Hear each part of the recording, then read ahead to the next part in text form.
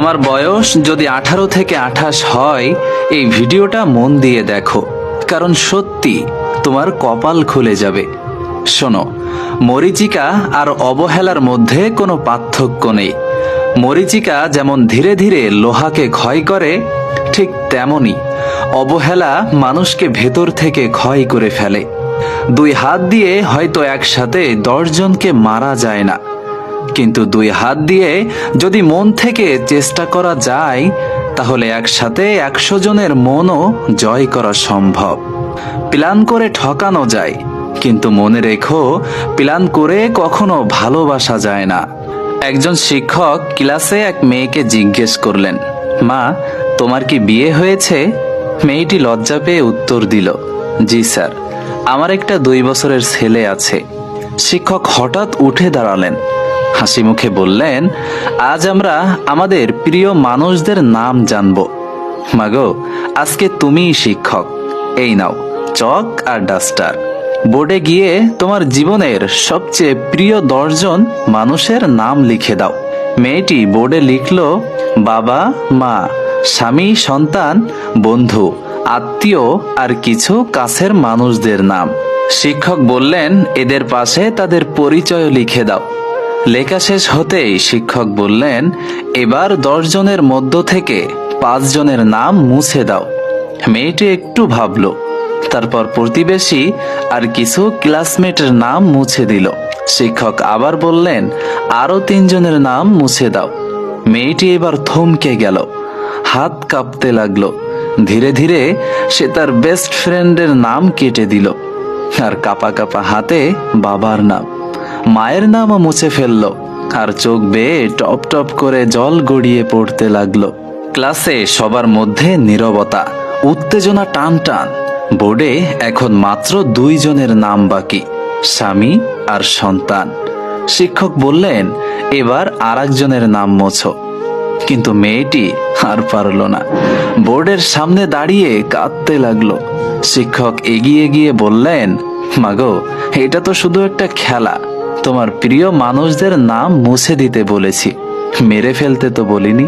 তবু মেয়েটি কাঁপা কাঁপা হাতে ছেলের নামটা মুছে দিল। তারপর ভাঙা গলায় বলল, ছেলে একদিন বড় হবে, হয়তো আমাকে ছেড়ে চলে যাবে, কিন্তু আমার স্বামী, সেই আমার সারা জীবনের সঙ্গী, সে আমার সত্যিকারের বেস্ট ফ্রেন্ড। এই ছোট খেলা মেয়েটাকে এক বড় শিক্ষা দিল। আমাদের জীবনে বন্ধুত্ব আছে, বাবা মা আছে, সন্তানও আছে, কিন্তু জীবনের পথে শেষ পর্যন্ত যাকে আঁকড়ে ধরে এগোতে হয়, সে হলো তোমার সঙ্গী। আর ভালোবাসা, ভালোবাসা মানে কখনো রূপ নয়, সাজ নয়।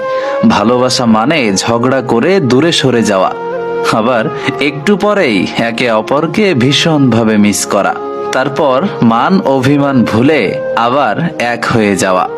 বন্ধুরা, একটা বিষয় সব সময় মনে রেখো, মানুষের আসল পরিচয় টাকা, পড়াশোনা বা চাকরি দিয়ে নয়। মানুষের আসল পরিচয় তার ব্যবহার দিয়ে। তুমি হয়তো অল্প শিক্ষিত, হয়তো তোমার কাছে বড় কোনো ডিগ্রি নেই, কিন্তু যদি মানুষের সঙ্গে সুন্দরভাবে কথা বলতে পারো, তাহলেই তুমি অন্যদের হৃদয়ে জায়গা করে নিতে পারবে। আমাদের জীবনে 2 ধরনের মানুষ আসে, একজন আসে শেখাতে, আর একজন আসে শিখতে। শিক্ষক হোক বা ছাত্র, বাবা হোক বা সন্তান, প্রত্যেকেই আমাদের জীবনে কোনো না কোনো শিক্ষা দিয়ে যায়। তোমার বয়স যদি 18 থেকে 28 হয়, তবে এটা তোমার জীবনের সবচেয়ে গুরুত্বপূর্ণ সময়। এই সময়টাই তুমি চাইলে নিজের ভবিষ্যৎ গড়ে তুলতে পারো। আবার অবহেলা করলে পুরো জীবনটাই নষ্ট হয়ে যেতে পারে।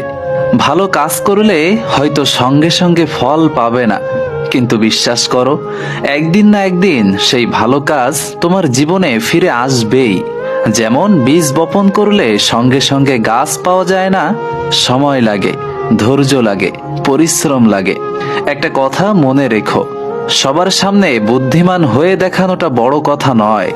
সত্যিকারের বড় কথা হলো সবার অগোচরে মানুষের পাশে দাঁড়ানো। যখন কেউ বিপদে আছে, তখন সাহায্যের হাত বাড়িয়ে দেওয়া। তুমি যদি এমন একজন হতে পারো, তবে তোমার নাম কারো হৃদয় থেকে কোনোদিন মুছে ফেলা যাবে না।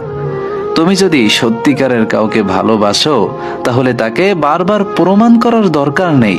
তাকে সম্মান দাও, সময় দাও, কারণ ভালোবাসা শুধু কথাই নয়, ভালোবাসা প্রমাণ হয় কাজে। আর শেষে একটা কথাই বলতে চাই, কোনো সম্পর্ককে মরিচা ধরতে দিও না, কারণ সম্পর্ক নষ্ট হয় না একদিনে। ধীরে ধীরে অবহেলা, অবিশ্বাস আর উদাসীনতার কারণেই সম্পর্কগুলো ভেঙে যায়। যদি ভালোবাসা বাঁচিয়ে রাখতে চাও তাহলে প্রতিদিন একটু যত্ন নাও, একটু সময় দাও। এটাই হলো জীবনের আসল রহস্য। বন্ধুরা, যদি মনে হয় গল্পটা তোমার হৃদয়ে লেগেছে তাহলে ভিডিওটা শেয়ার করো, কমেন্টে জানাও তুমি কাকে সবচেয়ে বেশি ভালোবাসো। হয়তো তোমার কমেন্ট পড়েই কারো জীবনের দৃষ্টিভঙ্গি বদলে যাবে। বরাবরের মতো ভিডিওর শেষে একটা কথাই বলি, প্রিয় বন্ধু, ভালো থেকো সব সময় এবং নিজের যত্ন নিও, কেমন?